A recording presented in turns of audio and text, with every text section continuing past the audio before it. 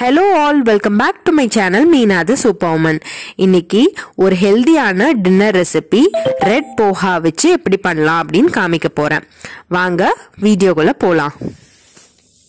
பாத்தீங்கன்னா கடுகு, சீரகம், இஞ்சி, பூண்டு, கறிவேப்பிலை, ஒரு ரெட் சில்லி, சிவப்பு அவல், அப்புறம் உப்பு. இந்த அவலை நம்ம தண்ணியில ஊற வச்சிடலாம்.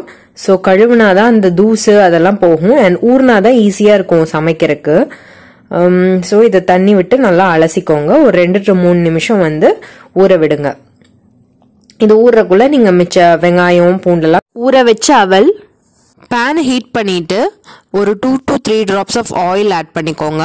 oil heat ஆனதுக்கு அப்புறம் கடுகு, சீரகம், கட் பண்ண ஜிஞ்சர், அப்புறம் கொஞ்சம் பூண்டு, அப்புறம் கறிவேப்பிலை இதெல்லாம் போட்டு வணக்கிக்கோங்க. அதுக்கு அப்புறம் பெரிய இந்த ரெட் சில்லி எல்லாம் போட்டு சார்ட் பண்ணிட்டு அதுக்கு அப்புறம் நீங்க கட் பண்ணி வச்சிருக்க பெரிய வெங்காயத்தை போட்டுக்கோங்க. சோ பாத்தீங்கன்னா யூசுவலா உப்மால பூண்டு, இஞ்சி எல்லாம் சேர்த்த மாட்டாங்க. பட் இது வெயிட் லாஸ் ரெசிபி அப்படிங்கறதுனால நான் இந்த ரெண்டுத்தையும் சேர்த்திருக்கேன். சோ இஞ்சியையும் பூண்டையும் வெளியே தள்ளி வைக்காம கண்டிப்பா உங்களோட டின்னர்ல அதையும் சேர்த்து கன்சியூம் பண்ணிடுங்க. அண்ட் கறிவேப்பிலை முடி வளர்றதுக்கு ரொம்ப ஹெல்ப்ஃபுல்லா இருக்கும். இஞ்சி ரொம்ப டைஜஸ்டிவ் சிஸ்டத்தை கரெக்டா சீராக்கிறதுக்கு இஞ்சி ரொம்ப ஒரு மெடிசினலான ஒரு ஹெர்ப். அதுக்கப்புறம் கார்லிக்கும் அதுல நிறைய சல்ஃபர் கண்டென்ட் இருக்கு. ஸோ அதை நம்ம சேர்த்துக்கையில அந்த சல்ஃபர் டைஜஸ்ட் ஆகி நம்மளோட உடம்பு ஃபுல்லா அப்சர்வ் ஆயிக்கும். அதுக்கப்புறம் கொஞ்சம் வெங்காயம் நீங்க வேணும்னா கொஞ்சம் நல்லா கட் பண்ண வெஜிடபிள்ஸ், அதுக்கப்புறம் இல்லாட்டி ஸ்டிர் ஃப்ரை பண்ண வெஜிடபிள்ஸையும் இந்த போஹா கூட சேர்த்து ஆட் பண்ணிக்கலாம். அது இன்னுமே ரொம்ப டெலிஷியஸாகவும் நியூட்ரிஷியஸாகவும் இருக்கும்.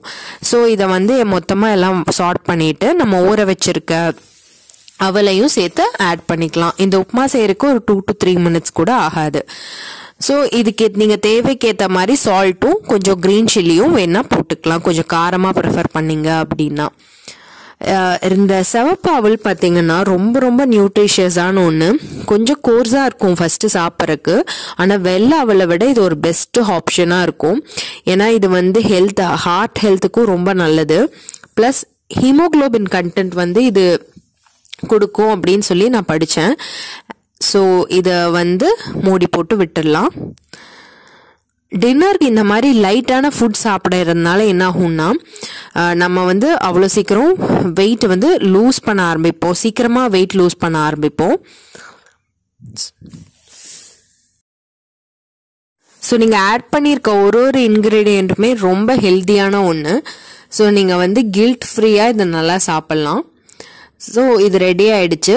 இதுக்கு ஆப்ஷனல் காய்கறி, அதுக்கப்புறம் தேங்காய், கொஞ்சம் துருவின தேங்காய் கூட கொஞ்சம் ஆட் பண்ணலாம். அது இன்னும் ரொம்ப டேஸ்டியரா இருக்கும். ஸோ இப்போ நான் அதை ஒரு சின்ன பவுலில் ட்ரான்ஸ்ஃபர் பண்ணிக்கிறேன்.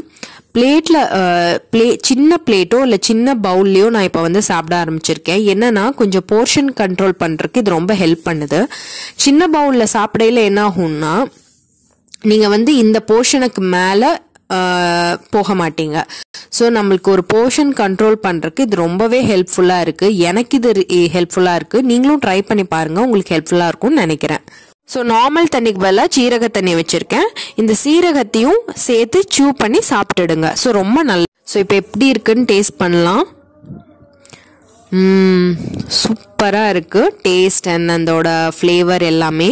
உங்களுக்கு ரொம்ப யூஸ்ஃபுல்லா இருக்கும்னு நினைக்கிறேன். Please like, share and subscribe to my channel.